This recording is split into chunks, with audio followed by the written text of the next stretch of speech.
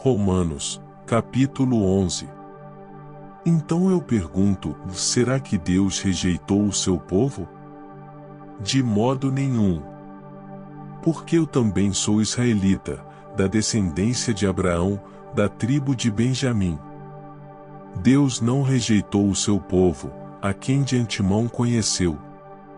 Ou vocês não sabem o que a Escritura diz a respeito de Elias, como pediu com insistência diante de Deus contra Israel, dizendo: Senhor, mataram os teus profetas, derrubaram os teus altares.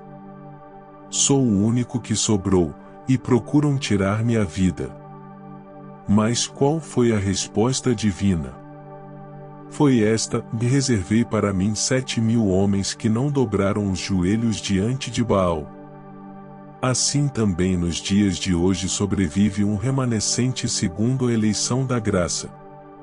E, se é pela graça, já não é pelas obras, do contrário, a graça já não é graça.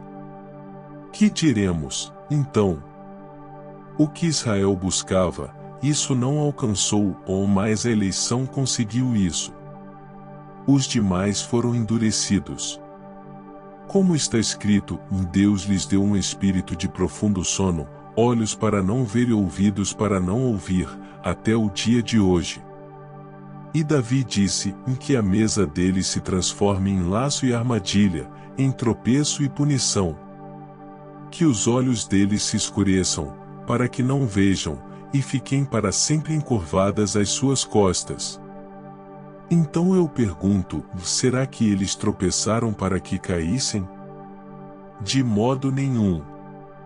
Mas, pela transgressão deles, a salvação chegou aos gentios, para fazer com que os judeus ficassem com ciúmes.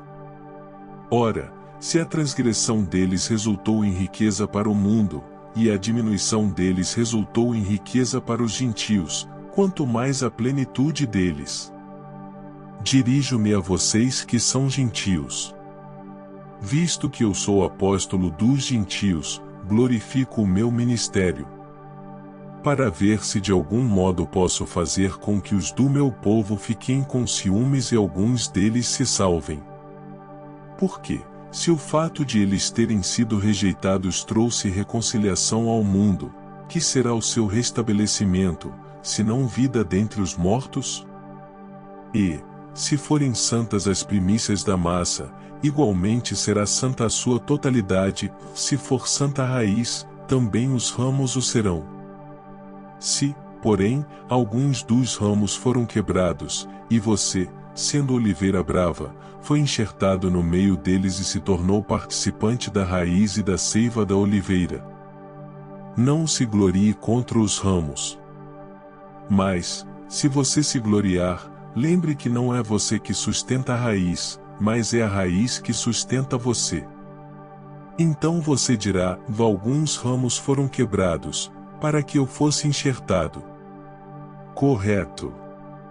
Eles foram quebrados por causa da incredulidade, mas você continua firme mediante a fé. Não fique orgulhoso, mas tema.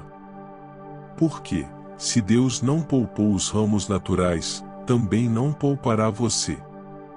Considere, pois, a bondade e a severidade de Deus, para com os que caíram, severidade, ou mais, para com você, a bondade de Deus, desde que você permaneça nessa bondade. Do contrário, também você será cortado. Eles também, se não permanecerem na incredulidade, serão enxertados, pois Deus é poderoso para os enxertar de novo.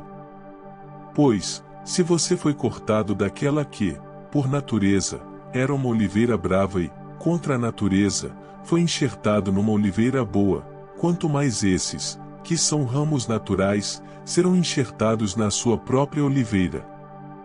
Porque não quero, irmãos, que vocês ignorem este mistério, para que não fiquem pensando que são sábios, veio um endurecimento em parte a Israel, até que tenha entrado a plenitude dos gentios.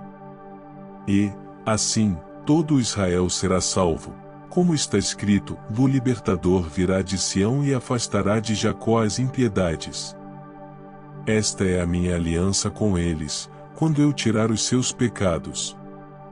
Quanto ao Evangelho, eles são inimigos por causa de vocês, mas quanto à eleição, amados por causa dos patriarcas. Porque os dons e a vocação de Deus são irrevogáveis. Porque assim como no passado vocês foram desobedientes a Deus, mas agora alcançaram misericórdia à vista da desobediência deles. Assim também estes agora foram desobedientes, para que também eles alcancem misericórdia, à vista da que foi concedida a vocês. Porque Deus encerrou todos na desobediência, a fim de mostrar a sua misericórdia a todos. Ó profundidade da riqueza, tanto da sabedoria como do conhecimento de Deus!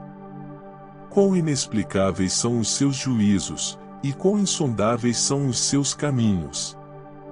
Pois quem conheceu a mente do Senhor? Ou quem foi o seu conselheiro? Ou quem primeiro deu alguma coisa a Deus para que isso lhe seja restituído? Porque dele, e por meio dele, e para ele são todas as coisas. A ele seja a glória para sempre. Amém.